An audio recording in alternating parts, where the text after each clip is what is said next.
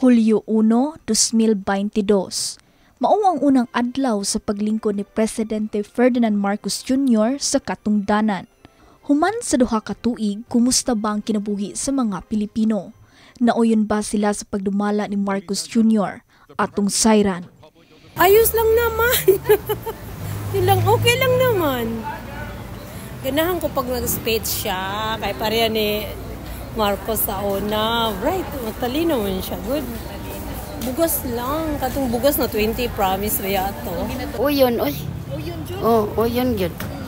Ay, na, kuhaan yun ang mga badlungon ba? Nuwan ba? Kuhaan yun badlungon. Bita, kuhaan yun badlungon ni Adto, oy. Sa upasay mo lingkod.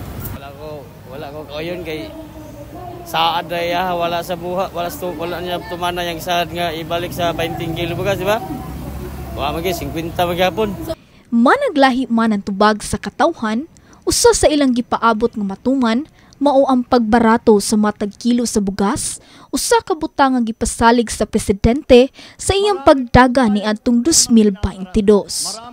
Ang reklamo sa padayong pagmahal sa palaliton mausab ang gipalanog sa mga progresibong grupo sa Sugbo atol sa ilang pagmarcha sa kadalanan. Nag-uban ang pundok sa mga mamumuo, mag-uuma, kabatan-unan ug kababayan nga nagmarcha gikan sa Plaza Independencia paingon sa Dancoloning Lunes sa buntag. Palpak mao kini ang paghulagway sa Secretary General sa Alyansa sa mga mamumuo sa Sugbo kilusang Mayo 1 sa administrasyon ni Marcos Jr. Palisod siya, palpak siya, pasista siya kay maayo ra siya mapahilom sa katawhan panahon nga ang katawhan mo barog ug pahoy siya. Atol sa maong rally, gitagsa-tagsa sa mga progresibong grupo ang nagkadaiyang isyu nga giatubang sa matag sektor sa Katilingban. Human sa duha ka tuig nga paglingkod ni Presidente Marcos Jr. sa iyahang katungdanan, uban sa mga napakyas nga pasalig ug mga napasiugdahang mga programa, alang ninyo, hagbong o pasar ang iyang performance.